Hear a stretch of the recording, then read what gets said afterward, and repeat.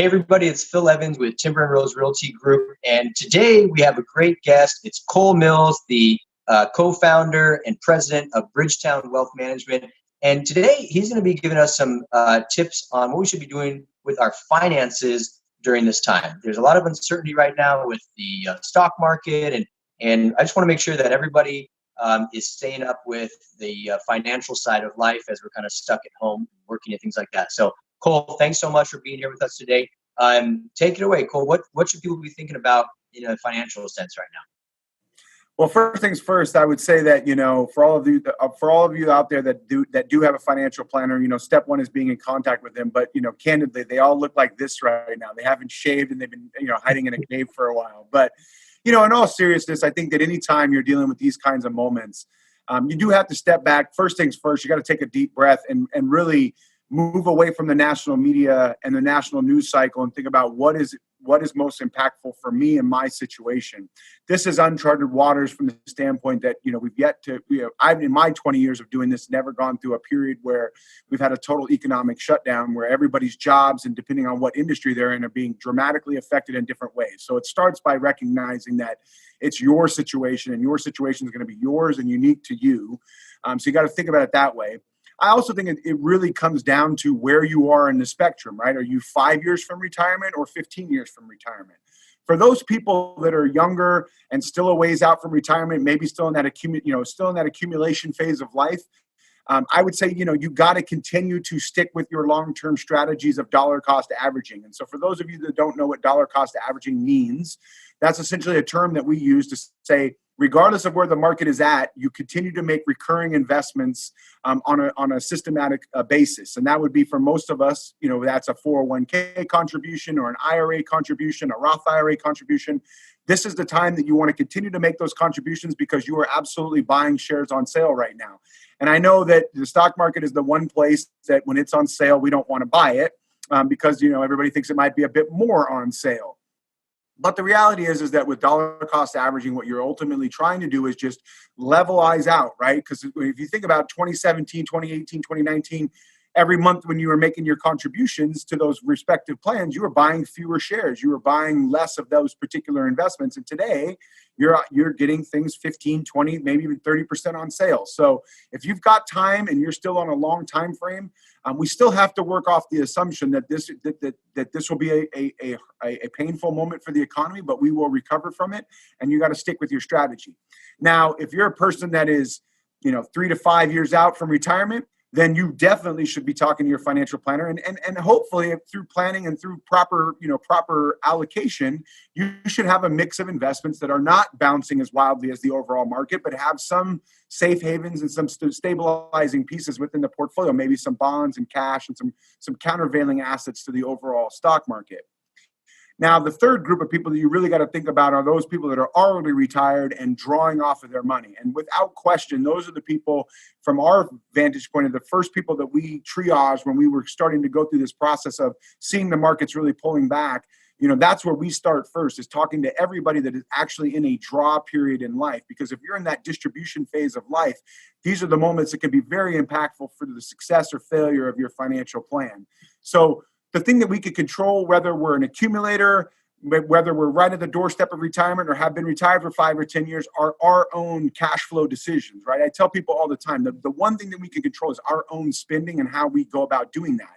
So this is the kind of time right now, obviously, that as much as possible, you put off some of those big financial decisions, right? It's not an appropriate time probably, unless you're, in some circumstances maybe, but for most people, it's not an appropriate time to be paying for a giant remodel or a new car or those kinds of things. Sometimes there are things that come out of necessity and we still have to plan for those and deal with them. But any of those kind of discretionarily based decisions around cash flow right now, I would be going on the cautious side and saying that we're going to be in a volatile space for a while and it's not probably prudent and appropriate to be spending extra money right now.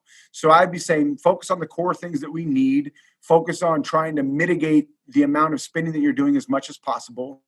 If you're in any of those circumstances that you have been laid off from work or have been going through a bit of a temporary job flux, then there are absolutely unemployment benefits out there that have been expanded. If you need any guidance on that, I'd be reaching out to a financial planner to talk through how you access those benefits.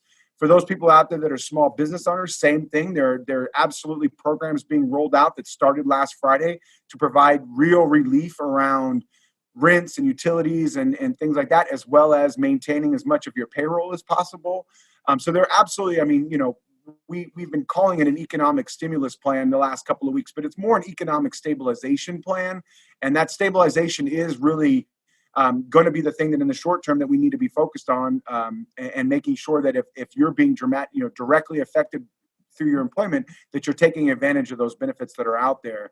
Beyond that, I think that, again, the only other advice I could give in the very short term is, in volatile spaces, you got to also try not to make too many decisions around your portfolio. A lot of clients have asked us, are we rebalancing the portfolios? Are we moving, more money to cash, things like that? And the answer for most people is a hard no.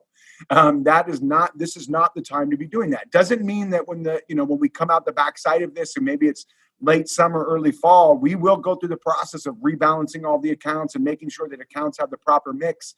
But right now, if you're rebalancing your account today, you're probably selling out of some of the positions that you have in that portfolio at a bad time. So, as much as possible, you want to try to avoid doing that. Now, there are times when you got to build a little cash and do some things, but wholesale changes to portfolios right now is not advisable. And, I, of course, get the refrain from a lot of people, this is different, that we don't know where the bottom is on this. And that is an absolutely true statement. But what is also true is that every recession going back, 100 years has been set up and has happened based on a different set of circumstances at that time. And it took a different set of solutions and reactions to fix the problem. And this is no different than that. This is an event-driven crisis, not a structural crisis like what we were dealing with in 2008. This is an event-driven crisis, and it's going to require a set of practices and a set of ideas that are going to take us out of it. That frankly, we don't know what all those are yet. And so when you're in those periods of unknowns, you deal as much as you can with the knowns, and the knowns are your own cash flow, your own spending. Making sure bills are paid, making sure you've still got a bit of an emergency reserve, things like that. What we can't control is whether the Fed does something, or whether there's another round of stimulus, or whether the markets drop another 10% or go back up another 10%. Like, that's all outside of our direct control. And as much as you want to make decisions on things that are in your direct control, and let the things that are outside of your direct control run their course as much as you can without, putting yourself in any real jeopardy. And of course, I couch everything I say that with that, everybody's situation is different. There are times when we have to make tough judgment calls for certain clients because of just where their own personal circumstances are. But on the whole, as far as big, broad brush recommendations to change portfolios or do things like that, my answer would be a hard no. For most people, it should be stay the course, stick to your strategies.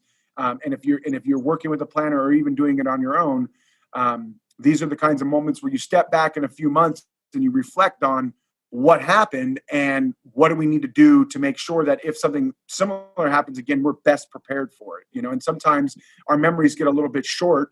And, I think a lot of people went through that process in 09 and 10 and 11. And then we've gone through this 5, 6, 7 year, really strong run in the markets. And people forget about those contingency plans and emergency reserves and some of those things. I could tell you anecdotally, and I won't talk too long, that, in 2017, 18, and 19, I had a lot of clients wondering why we were sitting on so much cash and wanted some of that money to go in the market. And it was my job to say no. And I think right now they're pretty pleased that we didn't put all that money into the market. So that's great. Well, thank you. That's a lot of awesome information. Really appreciate it. If people have more questions, or they're not working with a financial planner and they want to start working with one because they don't have the answers that they need right now, where's the best place for them to get a hold of you? For us, I would say the best place is to go to our website, bridgetownwealthmanagement.com. Absolutely have all the resources that we have. It has profiles and bios of our entire team and all of that good stuff. But whether it's us or anybody else, what I would tell anybody is that, find a good fee-based advisor, somebody that charges for their time so they can give you good, strong, objective advice. There's a lot of quote unquote free financial planners out there. You get what you pay for. I would say that in all candid seriousness, when you have a fee-based advisor, that person is working objectively because they're being compensated for the time that they're spending to look at your situation, and they're not going to be in a position where they probably have to sell you something at the end of that financial planning process. So I would say that a fee-based financial planner is the place that I'd be turning, whether that's us or anybody else. That's the place that you're probably going to get the best kind of advice. Perfect. Thank you so much for your time. If you have any questions for me, you can reach me at phil@timberandrose.com. Thanks so much for joining us. I hope everybody learned a lot. And until next time, we'll see you later.